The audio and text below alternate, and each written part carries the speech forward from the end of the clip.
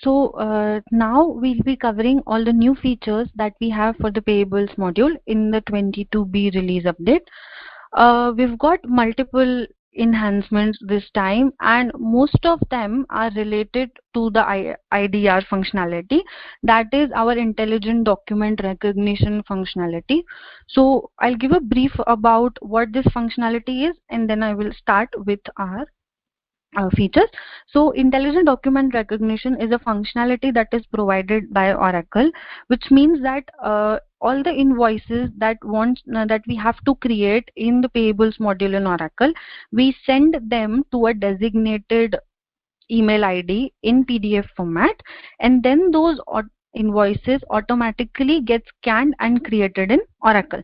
So this functionality was also new in Oracle, and we have seen multiple improvements and enhancements to the same. The first feature that we have got is legal entity recognition from invoice document. So earlier what used to happen was, with this IDR, it was only recognizing the header level details like supplier address, bill to location. But with this feature, the bill to location that is mentioned on the invoice and the registration number, it will also identify the legal entity that it relates to. So it will also populate that field when the invoice is created in the system. Now this feature has got two managed intelligent document recognition options. We've got to validate the legal entity identified for matched invoices. So when we enable this feature, a legal entity will be identified based on the invoice, the PDF invoice, and it will be recognized. But there will be a legal entity in the purchase order as well when it was raised. So if there is a conflict between the two, and if both of them don't reconcile, your invoice will be created in the incomplete state, and the relevant purchase order, it will be shown, the purchase order number will be shown as error. So then we can take corrective actions as to identify which is the correct legal entity, and then we can take it forward from there.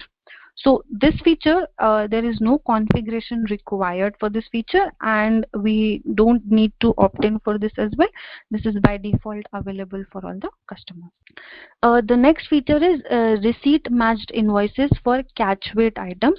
So this problem mostly the food industry was facing, and other similar industries as well.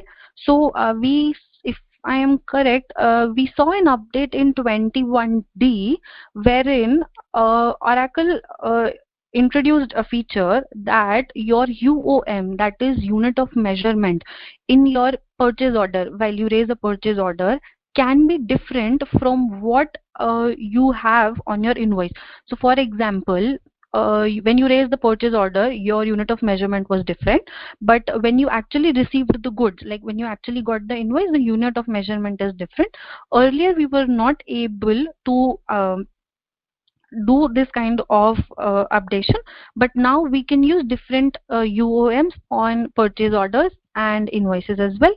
And with this 22B, what Oracle has done is it has captured the same in the receipts area as well. So whenever we try to receipt an invoice, we will be able to give a different UOM if we have received the goods in a different unit of measurement.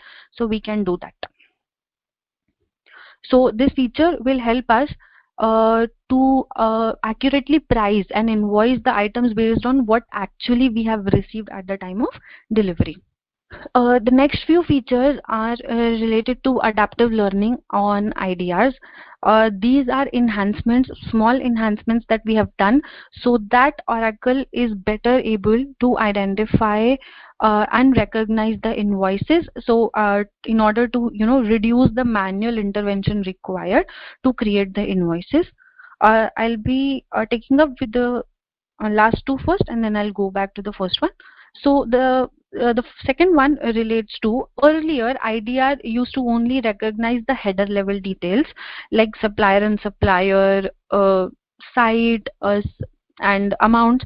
But now, with the help of this new feature, uh, IDR will also be able to recognize the line level details. What is the quantity?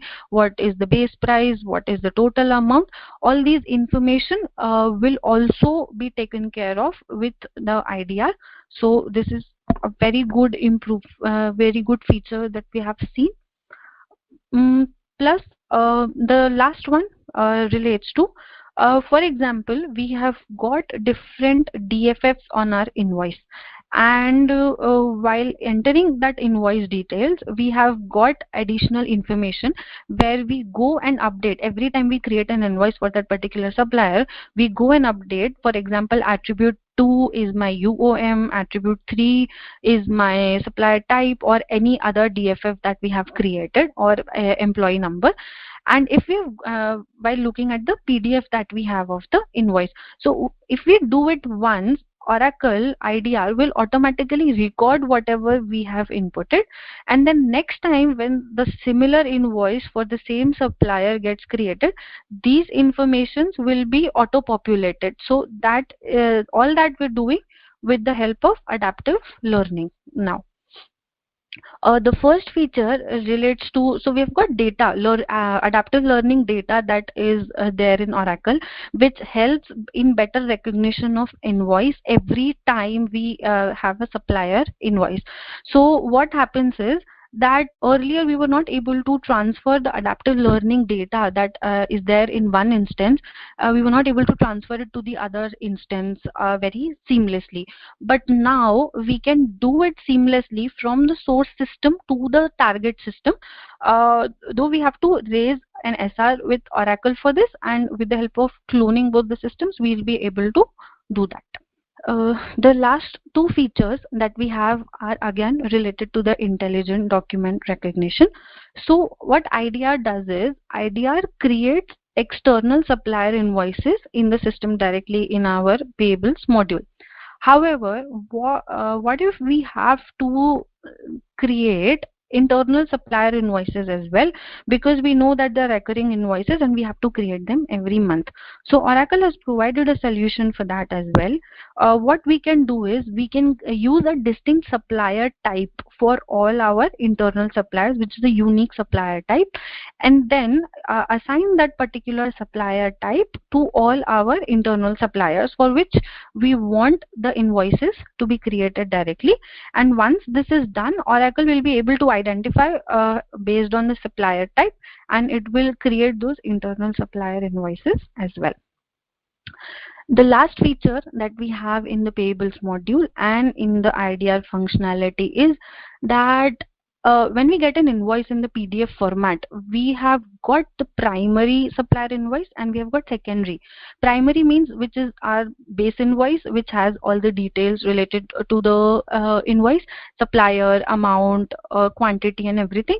Then we've got secondary supplier invoice, which continues forward, which might contain the delivery challan or details of those particular invoice. So what was happening was that with this functionality, IDR was recognizing the details in the secondary invoice as well.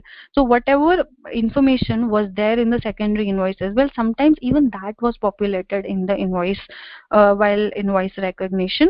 So what Oracle has suggested now is that while we update the invoice, while we upload the invoice in IDR, what we do is we add a page separator and we mention supported invoice, and there is a specific text that we need to add. So once we add that text, Oracle will know, okay, this is the secondary invoice and we only need the primary invoice for the supplier recognition and invoice creation. So it will only look at the primary supplier invoice and accordingly recognize the data and create the invoice. It won't look at the secondary invoice. So these are all the features that we had related to IDR and related to payables invoices. So with this, we are done with the payables invoices.